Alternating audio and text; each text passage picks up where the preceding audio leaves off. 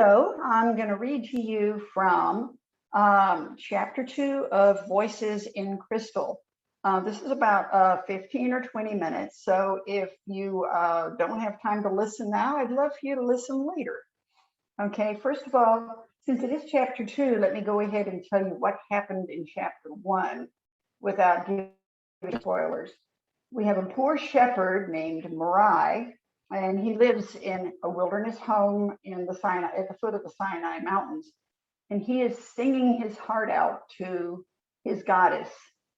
But somehow, the sound of his beautiful voice is magically transported up into a star, up into the sky, and across 1,000 miles to the land of ancient Egypt. And two men are standing on a porch because they've heard about this particular star or voices. They've been listening and tracking them for years. And they think, aha, this is it, it's finally coming. So that's what the chapter I'm going to read is about, okay? Okay, now take a deep breath, and we go. Prince Horjatef startled from his evening meditation. Something had disturbed him. Great Elder Jedi lay still and relaxed on the lounging couch next to his own. Facing Newt, the night sky, and her star children, the two men had traveled in spirit, searching for something wonderful. As he watched, Horjatef saw his teacher's wrinkled eyelids open slightly, revealing the glassy blackness of his eyes.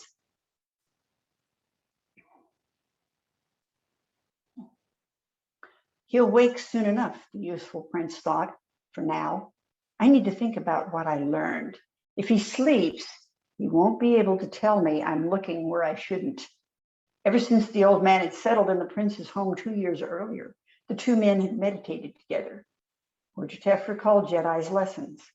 To learn wisdom and master it can calm the rage that comes of thwarted desires, the elders had insisted. He knows little of what will calm me. Only once I learn everything. Only then will the pain vanish. Only when my sister and brother die in shame. He stopped and put his angry thoughts aside. Continuing to watch his resting master, Horjatef thought back to some moments before their meditation today. Ah, great master, I must know, he remembered charmingly. You are old, and the gods grow impatient for you to walk with them. How then will we speak? How will we have sweet discourse when your body is in the eternal place and no longer reclining near mine? His pleas had been enough to convince the elder to show him more of the secrets of spirit walking. Tonight had been an excellent night for it as well, and the sky had been full of light. Ah, look, young Didi, see how the stars in Asar and the milk of great Bat glow so clearly. They speak tonight like no other night in so many of my years. The old teacher had exclaimed as the young prince guided him to his couch. He made certain the old man was comfortable, lit the incense, gave the proper invocation for deep thought. The elder grasped the young man's hand and fell into his trance so swiftly that the prince barely had time to prepare himself. Now that he was awake again, though he didn't know if it was an instant or an hour later, Horjatef considered what he had seen as he stared at the old man. I heard children singing, just like the old man promised. We have contemplated the gods, but have heard children. He knew the ancient lector priest had spent every hour of his active life listening to the voices of earth and sky. Now old and awarded housing at his princely protege's estate, he had taught the importance of this nightly ritual so that neither of them would miss the signs. When I was a young priest, I first discovered the gentle voices. The prince remembered Jedi's lesson and word. I heard them sing. They called me, and so I sailed out to them in the boat of my soul. I walked the stars where the owners of these voices dwelt many times, but afterward, I was always so very tired. I told my seniors, but they heard no such things. So I drew away from them. I journeyed by boat and by foot to the south and to the Kush rim alone. I learned the ways of the holy women living there and studied the lore of all the gods. I recorded every wonder and secret until I had collected a boatload of tablets and books. Still, but less often now, I made the soul journey to the far reaches of the universe to listen, to talk, and to speak with those who were speaking as children. Over time, Prince Horjatef learned these voices were not from children's spirits. They were voices of beings from a different place than anything of earth. Instead of being made of flesh and bone, as Khnum, the ram-headed god, had made men and women on his potter's wheel, they were made differently and dwelt in watchful places beyond the firmament. Long ago, they had come to earth to take part in raising the race of humans. They were gods. Were they the first ones from the time when gods walked as men? The young prince had asked. The old man had told him, all the old man had told him was that they called themselves children, interchangeably with ones who watch, and sometimes Tanita, meaning those of the gods.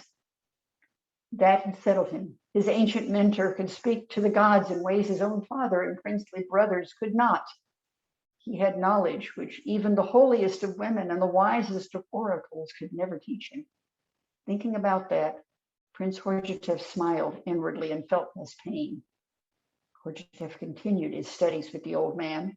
Together, they gathered and stored items that had the signature of otherworldly energy. Tonight, they meditated. He noticed Jedi's breathing picked up and knew the old man was waking.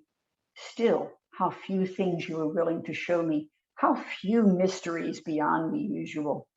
He glanced at the crystalline disc at the elder's throat. The symbol on it was a left-facing lunar eye of truth. It was Vajat, exquisitely crafted on the disc of purest crystal. The old man wore it on a gold chain. The rest of the things you said would be found by a woman not yet born, who would become the wife of a priest. You told the same story to King Khufu, my father. I agreed to take you into my home in Inapije town estate to live out your days. We studied as father and son and traveled in search of these artifacts. Then that world and promise ended when my brother was killed in battle. He remembered hurried back to Inapije to console his father and to do his duty of taking his brother's widow, Princess Hetaperes, into his house as great wife. Then, just as they were days away from home, word came up the river that the king himself had died. We arrived, but there was no grieving in her eyes. She and her sons and daughters had gone to the household of Jedefre, my half-brother. She overlooked my place in line and chose a minor prince from a concubine to succeed our father. They remembered how he had flown into such a rage that he had been inconsolable. He made threats. He had shrieked that all history would remember how Princess Heti and Prince Jedefre had plotted together and had murdered her husband. He cried out that they had murdered the old king. He shut himself up in his suite and refused food for days. At first, I knew it wasn't true. But then, having told myself that it was true so many times, I believed it myself.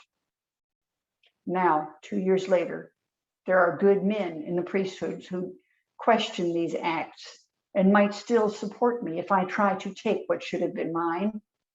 The prince stared down at the elder as the man drew a deep cleansing breath. A year ago, you came rapping at my door, he remembered. The voices have started again, louder this time, Your Highness, you said. I listened and heard them say, you will seek your God, Mayat, as Jehute. You shall protect her.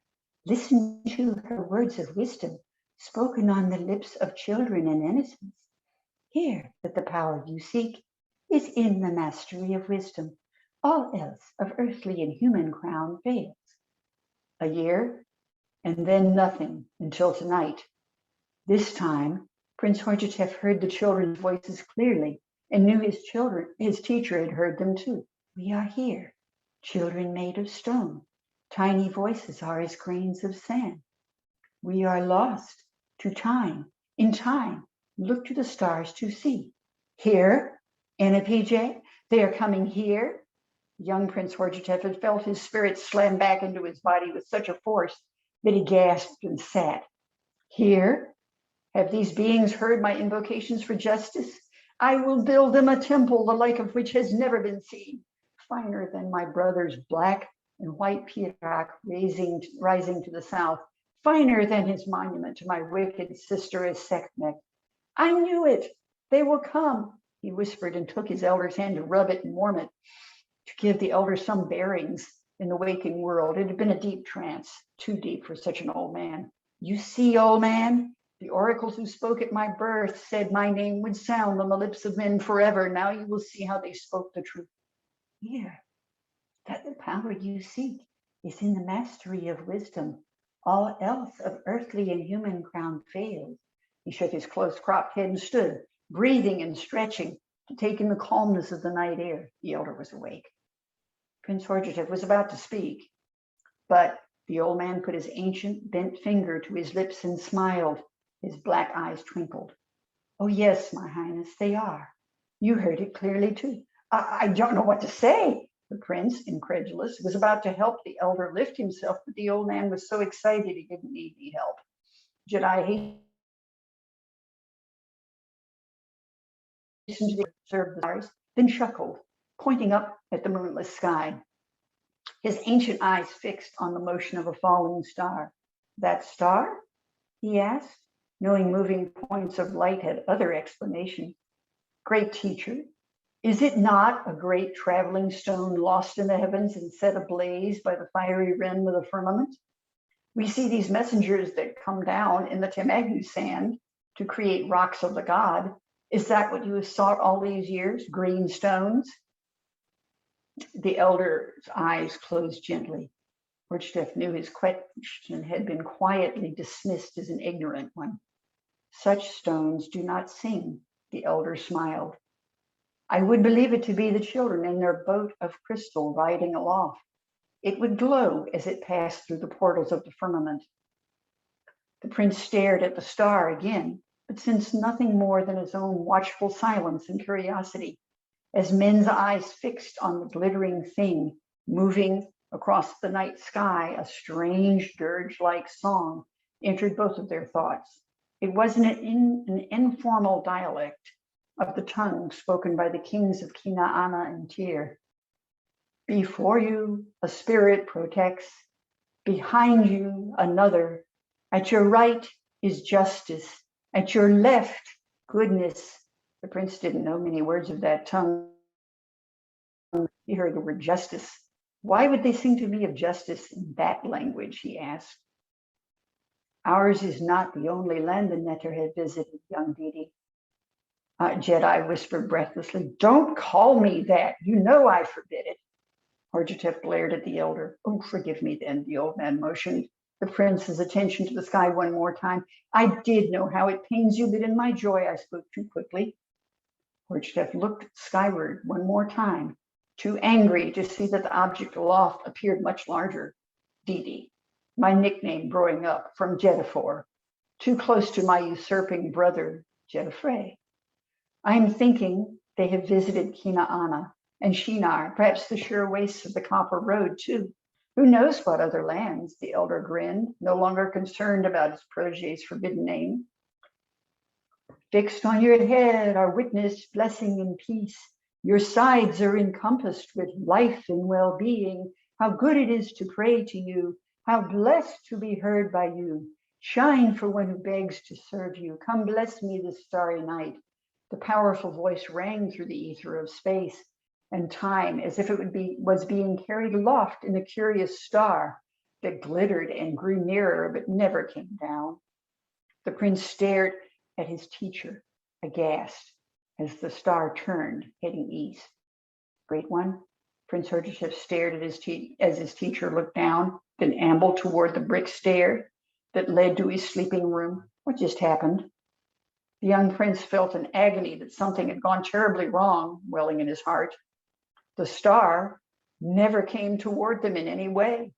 Instead, it hurtled along in its path to a different destiny. I thought we both had the message tonight that they were coming here. Jedi grasped the copper handles embedded in the wall along the stair and eased himself down, not answering at first. The prince followed close behind, helping his elder down the steps. Perhaps, Jedi answered, we have created a demon from our desire to see our netter friends. He faced his protege at the bottom of the steps, but his face seemed more at peace than it had been in months. I expected as much, Good Highness, he continued. Perhaps it was nothing more than a glowing heaven stone falling to earth, as you thought, and merely our dreams of voices beyond the sky world. A trick, a lesson. I don't accept this. The prince felt cheapened and foolish. Old Jedi briefly patted the crystal Lajat at his throat as if it had been a pet. The prince thought he saw flashes of color glimmering in the disk. He had never seen anything but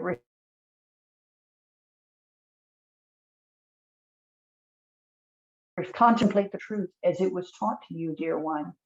Remember, nothing in the waking or sleeping lands happens without reason.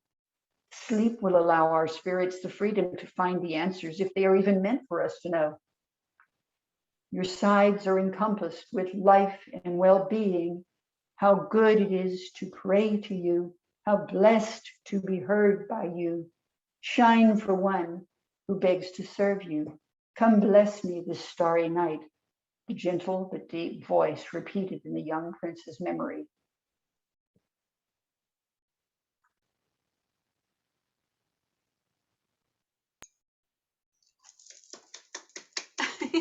Yay!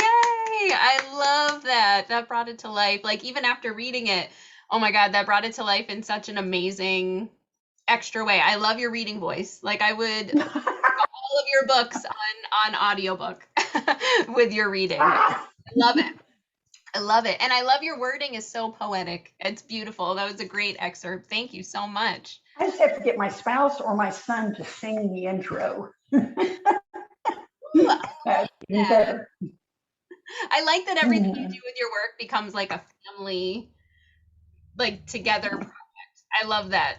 I love it so much. I would buy it and listen even after reading the book on my own too. So I love it. Thank you. Oh, thank you.